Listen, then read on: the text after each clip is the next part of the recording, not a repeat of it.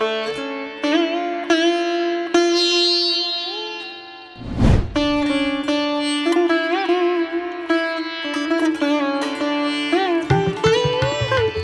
teman-teman Storynema, mental sehat. Seperti biasa buat yang baru gabung di sini, selamat karena kalian hidup. Kali ini Nema mau ngelanjutin alur Duty After School part terakhir nih men. Nah, karena ada banyak episode, Nema Macas itu bakal jadiin beberapa part dulu baru full episode. Dan linknya bakal Nema taruh di kolom deskripsi. Buat yang udah subscribe maupun berlangganan, aku padamu men. Dan buat blossomers yang requestnya belum diturutin, sing sabar ya men, permen. Oke, langsung aja lah ya. Tarik napas dalam-dalam dan bumper dulu.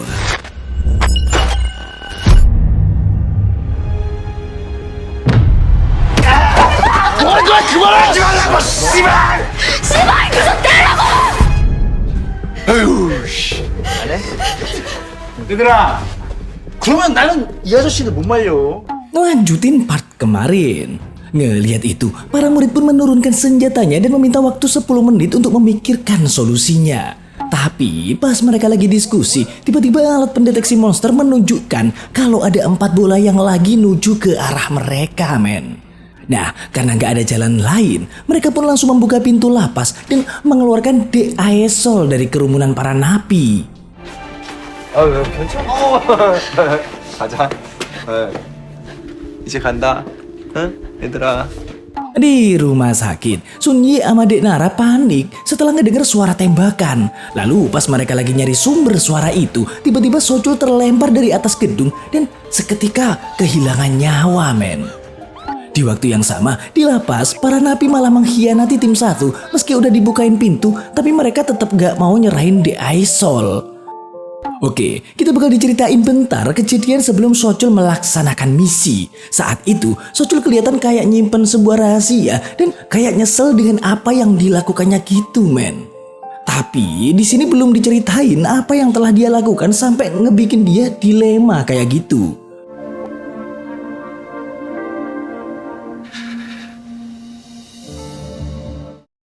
Balik lagi ke lapas, yang mana kini keadaan malah berbalik karena para napi berhasil mengambil senjata setelah para murid ninggalin Deaesol buat nyari tahu tentang benda bulat.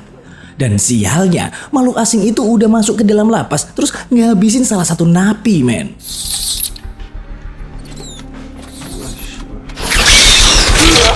Ngelihat adanya kesempatan, Deaesol pun akhirnya berhasil lolos setelah hampir jadi korban keberingasan para napi. Lalu makhluk asing itu kembali muncul dari atap kamar napi yang mesum tadi. Tapi pas dia mau narik pelatungnya, ternyata senjata itu gak ada pelurunya sama sekali. Hingga akibatnya napi itu pun harus kehilangan nyawa saat itu juga. Jadi sebelumnya para murid ini sengaja ngosongin peluru karena mereka yakin kalau para napi bakal berkhianat men. Sampai kemudian Hira sama Taiman sengaja mancing makhluk itu masuk ke dalam supaya mereka bisa nyelamatin Deaesol. Saat itu makhluk asing tersebut berhasil ngabisin 1 dari 2 napi yang lagi kabur. Dan salah satu napi gak bisa nyelamatin temennya gara-gara senjata yang dibawa gak ada pelurunya itu. Nah, para murid pun mulai mengambil kembali senjatanya masing-masing dan juga mengisi amunisi untuk menghabisi makhluk asing. Sedangkan 2 napi yang masih tersisa terpaksa harus menghadapi makhluk asing yang baru kali ini mereka lihat.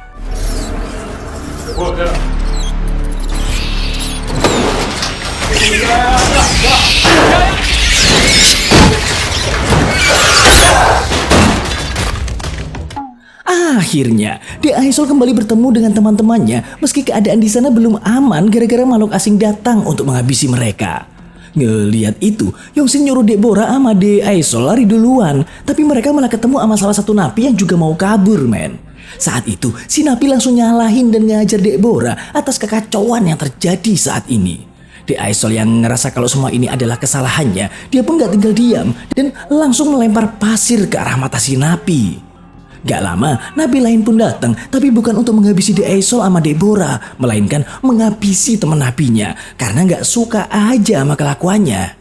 Setelah menghabisi temannya, si nabi pun melihat bola-bola asing di langit dan yakin kalau bola-bola tersebut dikirim Tuhan untuk menghukum manusia-manusia seperti temannya yang mempunyai kelakuan bejat dan gak mau berubah. Di sisi lain, meninggonya Sochul masih menjadi misteri, men. Soalnya dia tiba-tiba rontok dari atas gedung dibarengi dengan suara tembakan. Padahal alat pendeteksi monster gak nunjukin adanya satupun monster di area itu. Lalu mereka dibikin makin penasaran setelah Dek Sunyi nemuin kertas voting miliknya di saku Sochul. 내가 어제 투표한 거라고. 그게 왜 여기에 있어?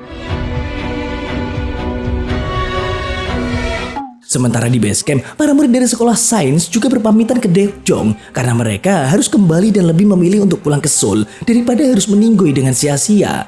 Oke, balik lagi ke rumah sakit, men. Di sini, para murid mulai curiga kalau Sochul telah memanipulasi hasil voting kemarin. Jadi, mungkin Sochul ngerasa bersalah gara-gara itu, sampai-sampai dia mutusin buat mengakhiri hidupnya. Tapi, Chiol menyanggah pernyataan tersebut. Namun dia juga nggak berani nuduh teman-temannya menghabisi nyawa Sochul. Sebab pas terakhir kali Chiol ketemu sama Sochul, dia sempat ngedenger Sochul ribut sama seseorang di balik pintu. Sedangkan Daejeong, Hana, sama Junhee sepakat untuk merahasiakan soal spare part radio yang nggak bisa diperbaiki gara-gara ada seseorang yang sengaja mencopot modulator frekuensinya. Hal itu dilakukan biar teman-temannya nggak saling mencuriga satu sama lain. 만약에 사실이면 대체 누가? 우리끼리만 알고 있는 걸로 하자. 알겠어. Singkat cerita, tim pertama pun tiba di base camp disusul dengan tim kedua yang datang ke base camp sambil membawa jenazah Sochul. Tentu aja teman-teman yang lain pun sedih dan langsung melakukan pemakaman, men.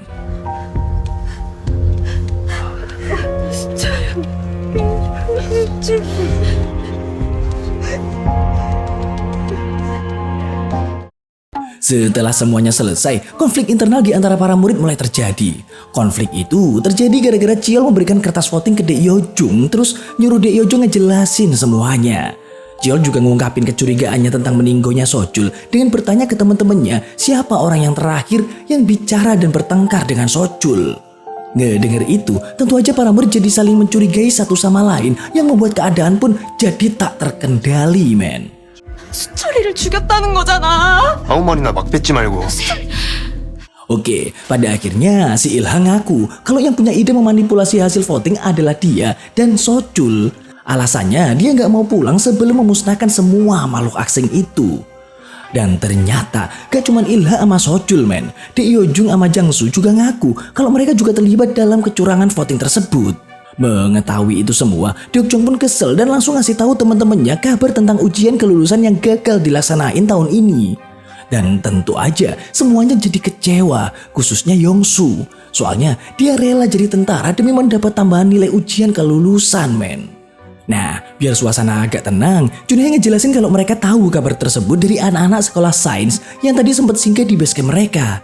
Junhee nambahin kalau seharusnya mereka juga mengetahui kabar tersebut kalau nggak ada yang menyabotase spare part radio mereka.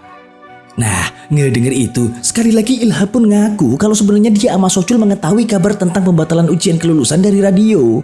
Tapi Ilha dilarang sama Sochul pas mau ngasih tahu ke teman-teman yang lain. Soalnya dia pengen ngebasmi semua monster-monster itu dulu supaya mereka semua bisa kembali ke sekolah dengan tenang. Begitu juga dengan Yeojung dan Jangsu yang sengaja memanipulasi hasil voting karena mereka menganggap tempat yang mereka tinggali saat ini jauh lebih aman dibanding kota-kota lain. Sebenarnya alasan mereka ini baik, men. Cuman yang menjadi masalah adalah kurangnya keterbukaan satu sama lain yang membuat teman-temannya ini pada kecewa.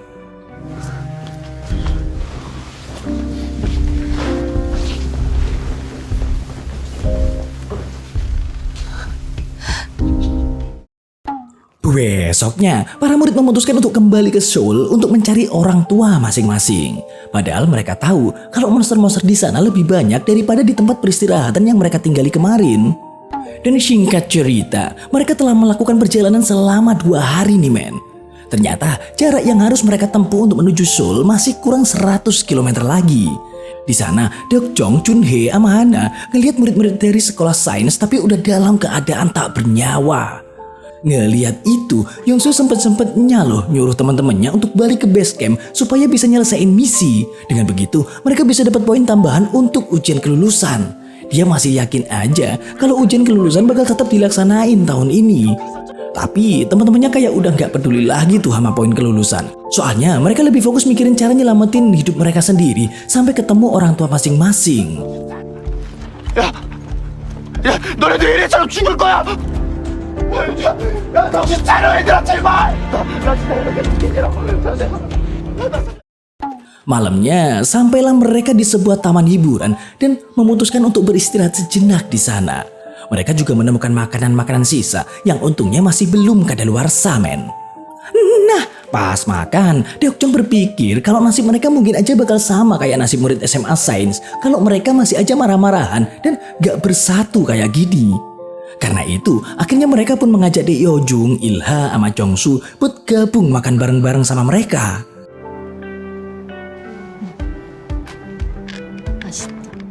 Sampai nggak lama, lampu-lampu taman hiburan tiba-tiba nyala setelah Soyun sama Yongsin nyalain generatornya, men.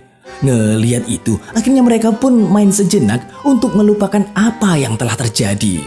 Tapi tidak dengan Yongsu, dia terus aja belajar, berharap ujian kelulusan gak diundur tahun depan.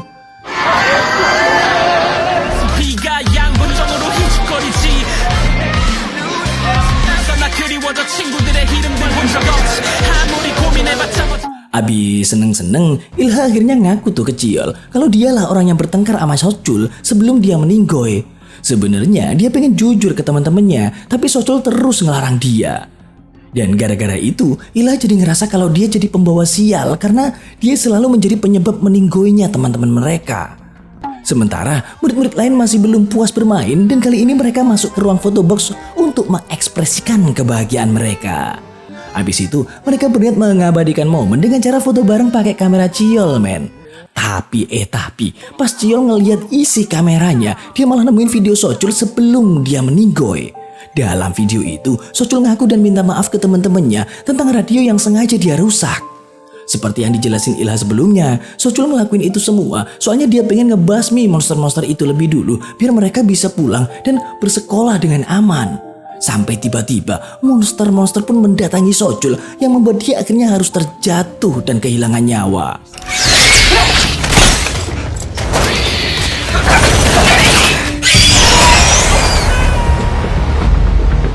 Mengetahui hal itu, para murid pun akhirnya memaafkan Sochul dan kini udah gak ada lagi kecurigaan di antara mereka semua. Sebab mereka semua juga tahu sendiri kalau Sochul emang meninggoy gara-gara monster dan bukan karena dihabisi teman sendiri. Gak lama, Yongsu nemu sebuah koran yang berisi tentang ujian kelulusan yang gak jadi dibatalin. Tapi pas dia mau ngasih ke temen-temennya, dia malah ngeliat orang yang dicintainya, yaitu Dek Suyeon, lagi berduaan di pantai tuh sama Jangsu. Dan setelah Jangsu cabut, Yongsu langsung nyamperin Dek Suyeon terus ngasih tahu isi koran itu, men. Dek Suyeon sih biasa-biasa aja, soalnya koran yang dibawa sama Yongsu adalah koran lama.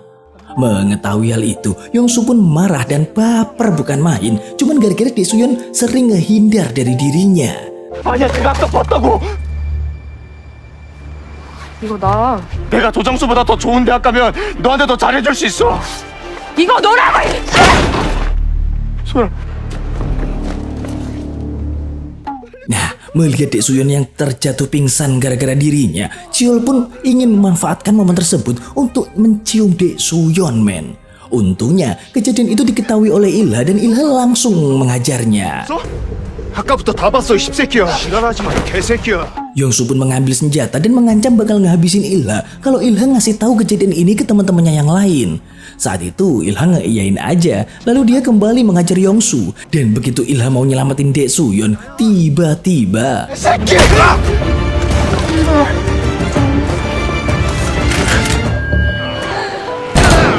tentu aja suara tembakan itu pun kedengeran sampai ke murid-murid lainnya lagi asik main.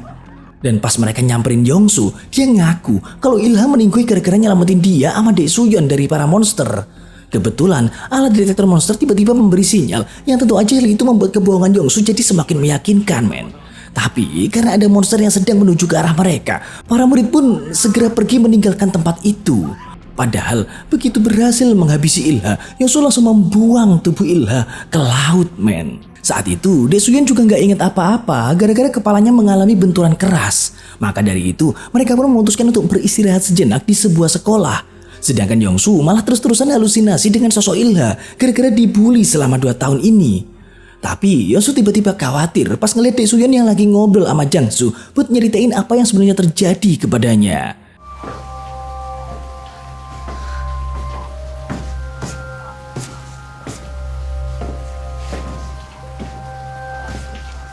Nah, di saat mereka berada di sebuah kelas, semua murid menceritakan semua angan-angannya seandainya mereka nanti berhasil melewati perang ini.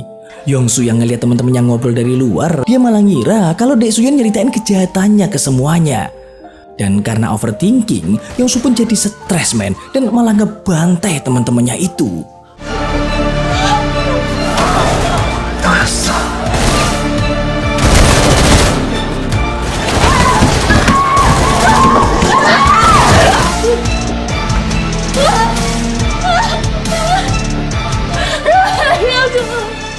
Saat itu, Dek Nara sempat menembak kaki Yongsu, tapi Yongsu malah semakin menjadi-jadi dengan menghabisi Sun Yi, terus nembak Seol dan juga Dek Nara. Untungnya, Yongsu berhasil dihentiin oleh seseorang yang muncul dari belakang, yang ternyata 다 끝났어!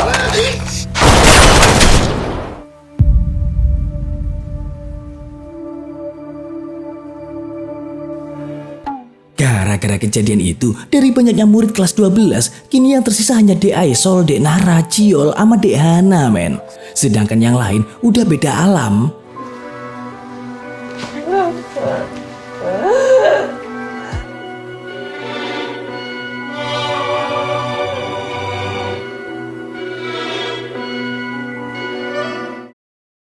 Dua bulan pun berlalu, ujian kelulusan pun akhirnya dilaksanakan tanpa adanya poin tambahan yang dijanjikan sebelumnya. Kini, benda-benda bulat itu pun perlahan mulai musnah setelah pemerintah Korea berhasil menemukan senjata yang efektif untuk membasmi monster-monster itu. Di sini, Ciol memutuskan untuk mengundurkan diri dari ujian kelulusan gara-gara selalu keinget sama teman-temannya yang udah meninggoy men. Dia juga berangan-angan, seandainya aja dulu teman-temannya bisa bertahan 2 bulan lagi, Ciol nggak akan kehilangan mereka dan bisa ngerayain kelulusan bareng-bareng. Sampai tiba-tiba 살아남기 위해선 옆에 있는 친구를 이겨야 하는 것이 아니라 그러나 결국 단체 끝나버렸다.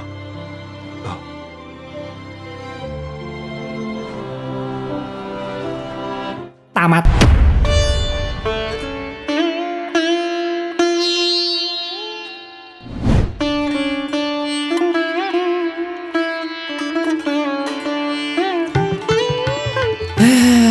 Ending yang membagongkan. Oke, seperti biasa buat para jomblo, segera temukan jodohmu karena daging yang terbelah rasanya lebih nikmat dari telapak tanganmu. Dan kalau ada yang request film untuk diulas, bisa kalian tulis di komentar ya. Bye.